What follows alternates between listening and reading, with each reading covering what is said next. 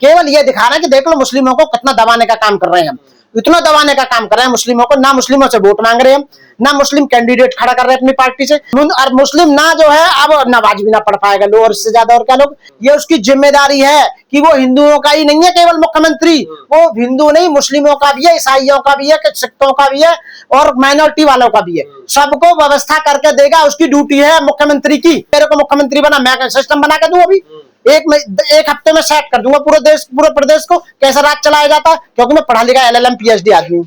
ठीक है, अनपढ़ लोगों के हाथ में जब राज चला जाता है तो वो एक तरफा आंख बंद करते हैं, अंधा बांटा रेवड़ी फिर पड़ के अपने इनको दे। केवल हिंदू उनको भी नहीं दे रहे कुछ भी। धार्मिक स्वतंत्रता का उन्हें समान अधिकार है इस देश के अंदर, वो इस देश के नागरिक हैं।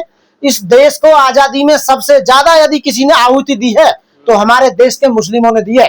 पूरे देश की लड़ाई यदि कोई लड़ रहा है तो यहाँ शेड्यूल्ड कास्ट लड़ने का काम कर रही है, संविधान की लड़ाई भी और इन मुस्लिमों की लड़ाई भी। आज की डेट में जो आवाज उठा रहे हैं हम अम्बेडकरवादी हैं पूरी तरह से, और बौद्धिस्ट हैं, लड़ रहे हैं ना मुस्लिमों की लड़ाई भी, लड़ रहे हैं ना संविधान की लड़ाई, लड़ रहे हैं ना बाबा साहब के सपनों की लड़ाई।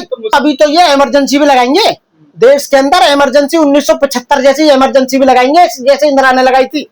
यदि ये बात उस ढंग से कह रहे हैं कि ये बात सभी धर्मों पर लागू होगी तो उनका कहना जायज है, क्योंकि सड़कें गाड़ियां चलाने के लिए ना कि नमाज पढ़ने के लिए। नमाज पढ़ने के लिए आपकी ईदगाहें हैं, आपकी मस्जिदें हैं, ठीक है ना, अपने घर हैं, वहां पर नमाज पढ़ सकते हैं। तो ये बात मुस्लिमों पर ना हिंदुओं पर भी लागू होगी। लेकिन सवाल तो यही ना रोड नमाज के लिए क्यों, ना रोड बंद करके जागरण होंगे, ना रोड करके अपनी वो निकालेंगे, कोई भी यात्रा निकालेंगे, ना शोर में जाएंगे।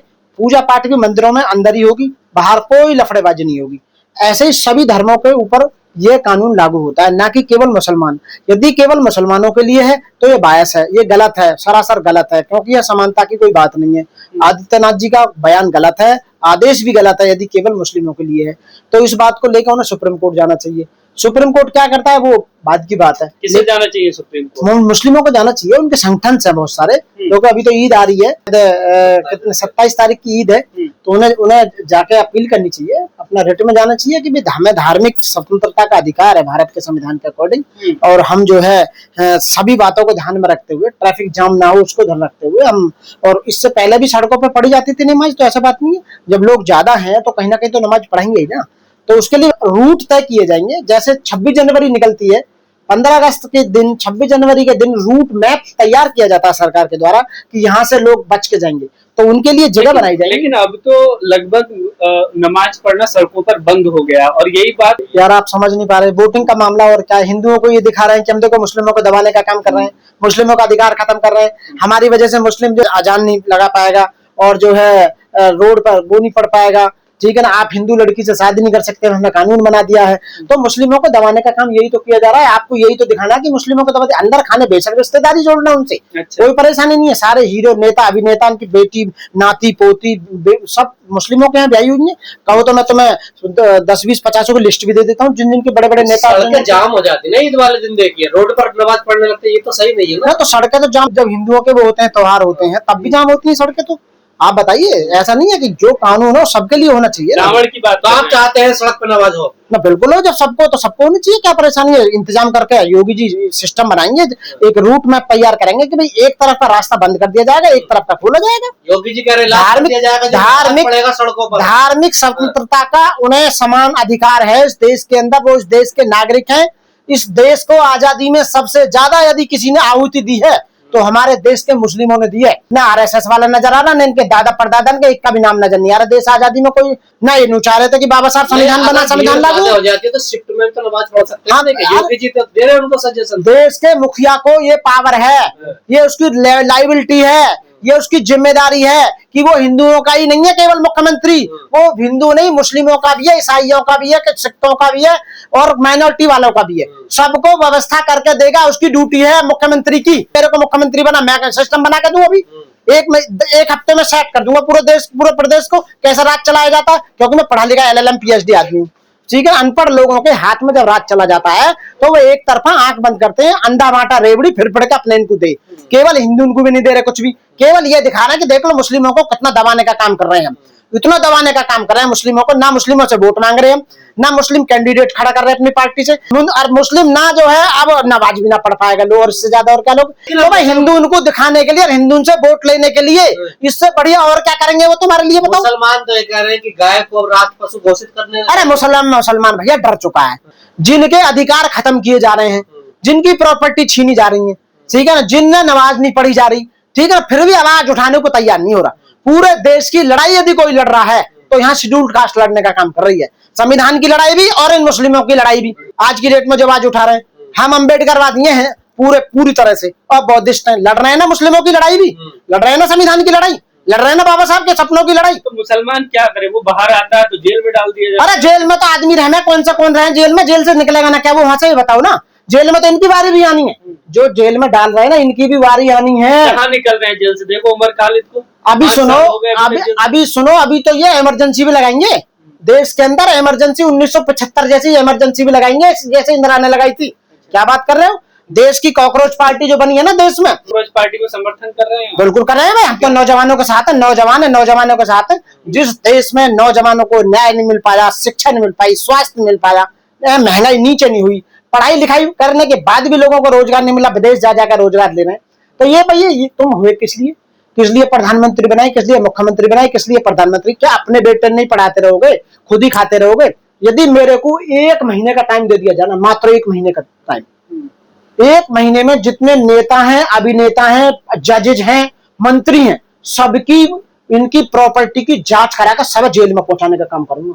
इतना चुरा कर रख लिया है, इतना भ्रष्टाचार षड्यंत्र कर करके इतना पैसा इकट्ठा कर लिया है, 10 पीढ़ियों तक के लिए पैसा इकट्ठा कर लिया। सीजेआई साहब कह रहे हैं कि मेरे बयान को गलत तरीके से जो है वो दिखाया गया है। क्यों? वकीलों को लिए कह रहा सीजीआई, एक सीजीआई वो था जिस पर जूता फेंका गया, एक सीजीआई ये है, ठीक है ना, मतलब उस पद पर पहुंचने के बाद देश का फ्यूचर कॉकरोच नजर आता हो जिस आदमी को, पद और पैसा और ताकत में इतना मतलब घमंड आ गया हो उस आदमी को कि पूरे भारत का जो युवा है पढ़ा लिखा भी, वो भी कॉकरोच नजर आता है। अरे उनके लिए क्या को जो दीमक लगा पड़ा पूरे भारत में, दीमक की तरह देश के अंदर पूरी तरह से भ्रष्टाचार हर डिपार्टमेंट में जो बैठा रखे हैं, जो इकट्ठा पैसा कर रहे हैं, देखो ना उनका क्या होगा भाई, जो देश लूट का खा लिया।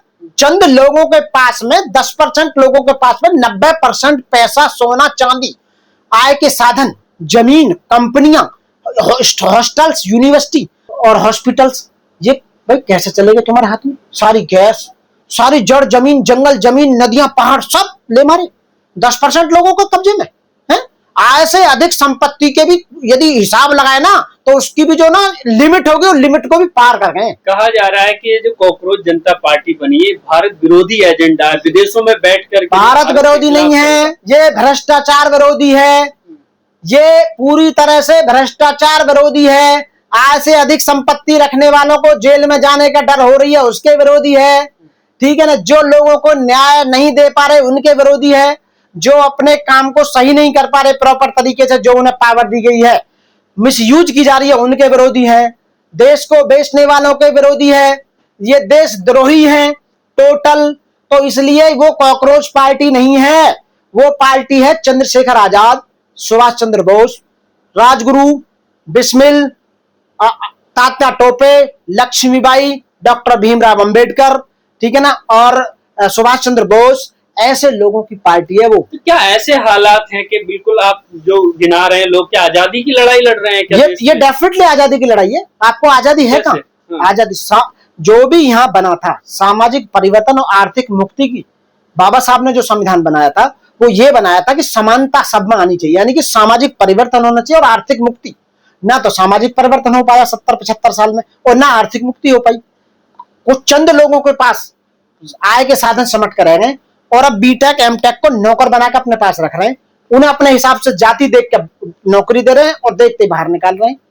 आप देखिए, एक अभी उत्तर प्रदेश में लखनऊ में आप देख रहे होंगे कांस्टेबल है शुक्ला जी, उन्होंने पूरी उत्तर प्रदेश की, आदित्य योगी नाम तो लगे पड़े हैं उसके पीछे, अभी नमाज के पीछे, पूरे उत्तर प्रदेश की उन्होंने भ्रष्टाचार के बारे में नस्ल खोद कर रख दिया। उत्तर प्रदेश नीचे से लेकर ऊपर तक यूपी पुलिस भ्रष्ट हो चुकी है, करप्ट हो चुकी है। उत्तर प्रदेश पुलिस वो खुद कह रहा है नीचे से ऊपर तक, क्योंकि आईपीएस डायरेक्ट पैसा नहीं लेता, हम पैसा पहुंचाते हैं ऊपर पैसा, जेलों से पैसा आता है, मुख्यमंत्री तक पैसा जाता है, ऊपर तक पैसा जाता है। भैया जिन्हें 1.5 लाख रुपए तनख्वाह मिल रही हो और कई करोड़ रुपए का उनके पास सौदा हो, तो वो पैसा आया कहां से भाई? उसकी जांच होनी चाहिए। सस्पेंड कर दिया गया। हाँ, सस्पेंड कर दिया। जो यहाँ सच्चाई बोलेगा उसे सस्पेंड भी करेंगे, उसे जेल भी भेजेंगे, क्योंकि जो इनकी पोल खोलेगा तो अब तो कॉकरोच पार्टी देखो ना, आपने रिकॉर्ड तोड़ दिया। जो इस देश के अंदर 2 दिन में 20 मिलियन पे पहुंच गए हो, और बीजेपी का 9 मिलियन है मात्र, तो बीजेपी को खतरा हो गया। उनका जो ना अकाउंट ही बंद करवा दिया यूपी, यहाँ इंडिया में। हाँ बताओ, ये कितनी बड़ी विडंबना है। कॉकरोच पार्टी जो बनी उसका वही करा दिया। इन्हें डर लगने लगा कि युवा सगरा इकट्ठा होगा तो हम तो हार जाएंगे। तो भैया मैं युवाओं से कह रहा हूं, ऐसे ही बीजेपी को बार बार लाते रहे तो देश में यही हाल रहेगा।